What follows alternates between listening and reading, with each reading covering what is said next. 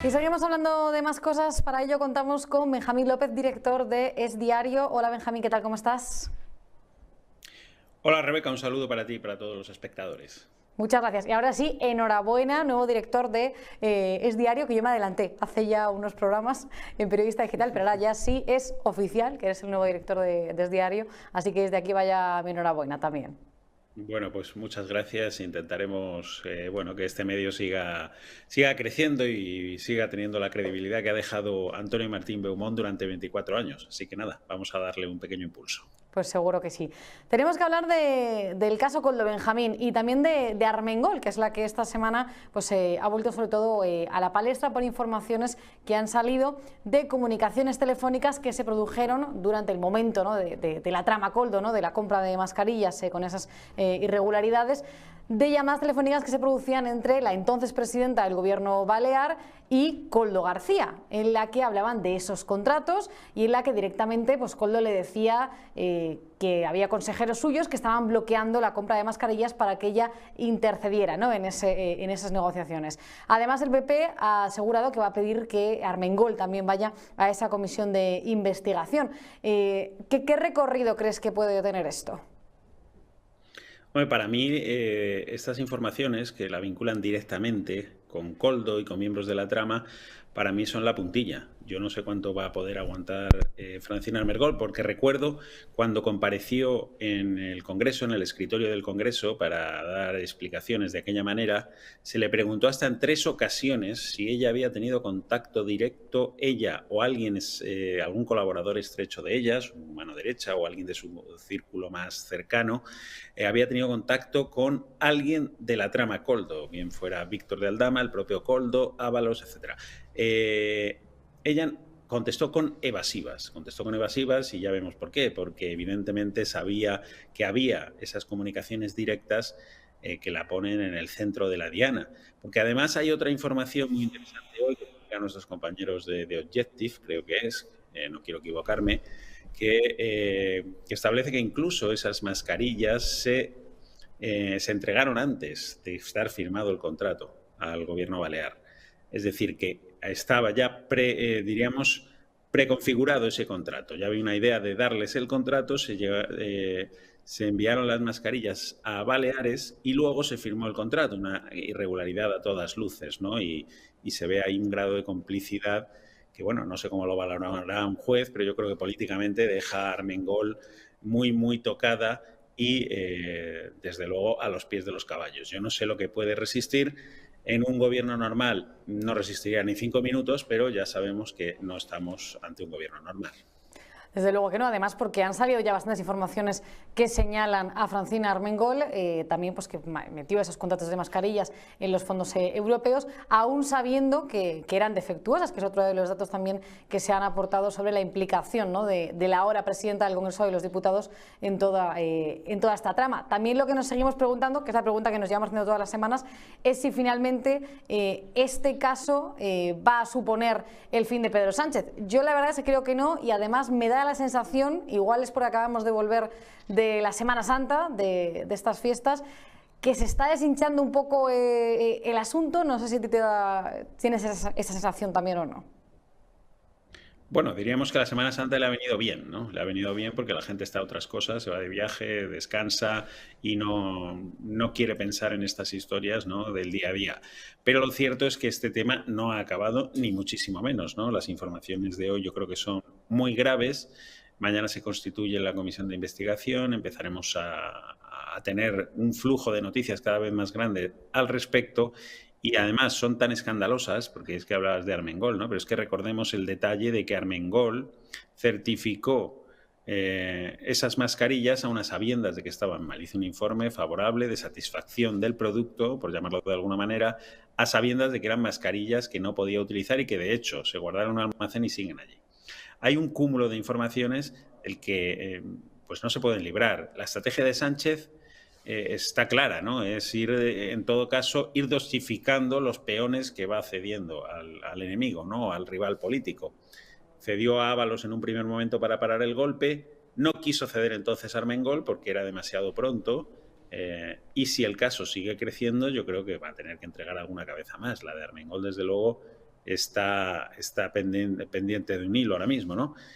No creo que el caso acabe aquí, ni muchísimo menos, pero ya vemos que Pedro Sánchez es un personaje bastante siniestro, capaz de todo, un hombre sin escrúpulos, lo ha demostrado en infinidad de ocasiones, y cuando él se siente acorralado y herido, probablemente es más peligroso aún. Lo hemos visto con este montaje chavista que le han hecho a Isabel Díaz Ayuso y lo que nos quedará por ver seguramente, ¿no? Porque cuanto más acosado esté Pedro Sánchez, pues probablemente más se defienda, más embarre el terreno de juegos, más ponga el ventilador, y si tiene que filtrar información de Hacienda de un particular, lo hace, ya lo hemos visto. Si tiene que filtrar datos o comunicaciones entre el abogado defensor de ese particular y la Fiscalía, lo hace sin ningún tipo de escrúpulo.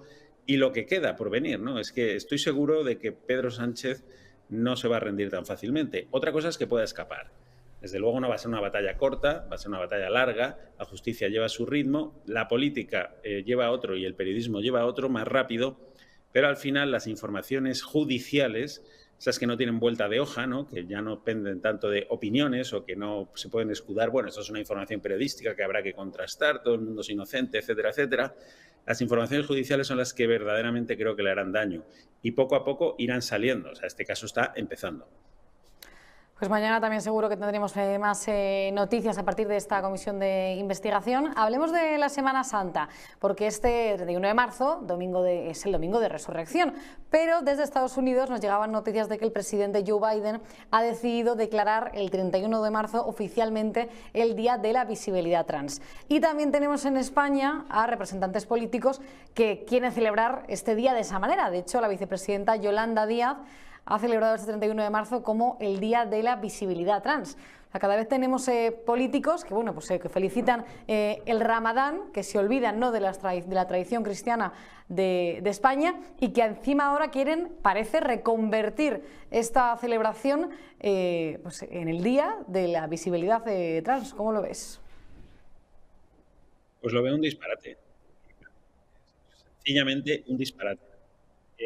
Este asunto aquí en España, lo hemos visto, genera discrepancias, no ya de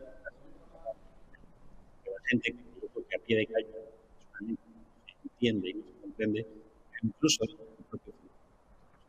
Ahí, Benjamín, de repente te oímos muy mal, no sé por qué, de repente es como si se hubiesen... ¿Sí? Ahora. ¿Me oís bien? Sí, ahora sí.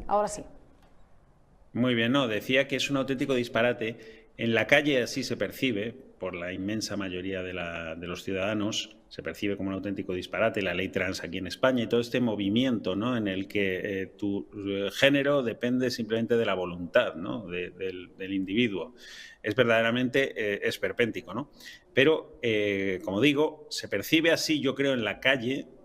Tú vas a un bar, vas en el metro, hablas con tus amigos, en cualquier reunión, y se percibe como un auténtico disparate. Pero es que incluso dentro del movimiento feminista se percibe también por una parte de ese movimiento como un auténtico disparate. Y como sabemos, pues hay una batalla interna dentro del propio feminismo a la hora de defender o no, diríamos, los derechos de los transexuales, equiparándolos al sexo que ellos deseen en cada momento, ¿no? Es que estamos hablando de algo tan disparatado que yo creo que esto se lo dices a una persona que diríamos que no esté en la actualidad, hace 20 años, y diría que estamos, yo qué sé, pues una novela, ¿no?, distópica o algo así, ¿no? Es verdaderamente sorprendente lo que está sucediendo. Lo que pasa es que tienes que tener un cuidado, porque puede llover una querella, te puede llover en cualquier momento, acusándote de transfobo, de las minorías, el sexo no depende de la voluntad de alguien, ser hombre o mujer no depende de lo que quiera ser uno, sino de la naturaleza, ¿no? Es una cuestión biológica. Yo tengo todo el respeto por las personas que siendo hombres se sienten mujeres, o al revés, o siendo mujeres se sienten hombres, pero de ahí a tener que reconocerles legalmente los derechos como si lo fueran, estamos viendo esos disparates permanentes de un señor con barba y bigote, cabo del ejército, que dice que es una mujer. Bueno, pues, y que se llama Francisco porque además no ha querido cambiarse el nombre. Bueno, eso me parece sinceramente disparatado, ¿no?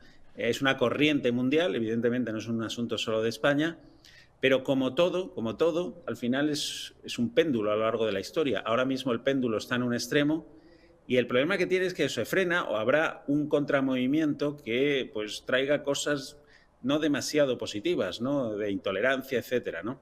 Entonces yo creo que en el punto medio, en la mesura, está la virtud. Pero no estamos, desde luego, en ese punto medio. Estamos en el extremo de la gente que quiere llevar al ridículo y al esperpento estos asuntos. Y es verdad que parece que lo están consiguiendo, como tú bien comentabas, con esos casos que estamos viendo, ¿no? de integrantes del ejército que de repente dicen que son mujeres y evidentemente pues se ve que eso no es así. Pero bueno, ahora... Echa la ley, echa la trampa. Claro, efectivamente, al final están perjudicando, yo creo que ellas mismas, precisamente al colectivo transexual con este tipo de políticas y de propaganda. Un último asunto que también es un disparate, o yo diría que incluso hasta denunciable, son las declaraciones del ministro de Transportes, Óscar Puente, que hoy en una entrevista en Onda Cero con Carlos Alsina ha dicho, entre otras cosas, que ha encargado a las personas que forman parte del ministerio, ¿no?, que trabajan para él, que controlen en qué columnas se le critica o se dicen cosas de él. Claro, esto es gravísimo, Benjamín. O sea, tenemos un ministro que resulta que se dedica a controlar qué periodistas le critican en sus medios de comunicación. Sí, y sobre todo que lo hacen con dinero público, ¿no? Es decir, encarga a su gabinete de comunicación o que haga un trabajo que, como él mismo ha reconocido, le interesa a él, pero nadie más, desde luego. Él, que en sus ratos libres o por la noche se dedique a leer todo lo que se dice de él, pues me parece perfecto y lo vaya apuntando. Que apunte esto, por cierto, ¿no? Esto que estamos hablando sí. ahora. Pero, claro, que es que tiene mucho trabajo este señor. Pero que dedique a funcionarios públicos a hacerle ese trabajo porque tiene una obsesión enfermiza de qué se dice de él, ¿no? Y quién le insulta o quién no, o quién se mete con él o quién le critica. Ya no se trata de insultarle, que es verdad que recibe muchos insultos en las redes sociales, pero en los medios de comunicación, más que insultos, que algunos recibirán, no digo que no, lo que recibe son críticas furibundas a su trabajo, a sus maneras y a sus modales, ¿no? Y claro, es un señor que vive, parece, para las redes sociales, que vive completamente obsesionado de lo que se dice o no se dice de él y que se comporta mucho más como un tuitero o como un columnista que como un ministro del Gobierno de España. Pero lo peor es lo que señalabas, ¿no? Que es que dedica recursos públicos a sus obsesiones particulares y personales. Pues hombre, casi me vale la frase, es que esta frase vale de comodín para casi cualquier asunto que tocamos, ¿no? En un gobierno normal esto tendría algún tipo de consecuencias, pero no tenemos un gobierno normal, tenemos el gobierno más anormal, el gobierno más extraño, el gobierno más antidemocrático de Europa, sin duda alguna, de la Unión Europea, ¿no? Y bueno, pues Óscar Puente, yo creo que ha entrado al gobierno a hacer un papel y lo está haciendo, el papel de Doberman, el escudo de Pedro Sánchez, que se hable casi más de él y de sus disparates, de sus salidas de tono, de sus ataques a periodistas y a medios de comunicación, que de la labor o de la gestión del propio gobierno, ¿no? Yo creo que les interesa tener un personaje así. Hace esa labor, los periodistas picamos porque es que no queda otra, ¿no? Pero es que, claro, él se olvida de que él es un ministro del Gobierno de España, ¿no? No le pagan para que entre en confrontación con los medios de comunicación. Los medios de comunicación están ahí para controlarle a él, no viceversa, ¿no? Que un político controle o trate de controlar a los medios es un poquito chavista. Desde luego, parece que tenemos un ministro que está más preocupado porque le llamen feo, porque ha dicho que bueno, que es que a él le llaman feo, pero a Sánchez le llaman guapo, que realmente por la gestión de su ministerio. Esto es tremendo, Benjamín. Muchísimas gracias por haber estado estos minutos con nosotros y te leemos en Es Diario, como siempre. A vosotros, Rebeca, un abrazo. Hasta la próxima.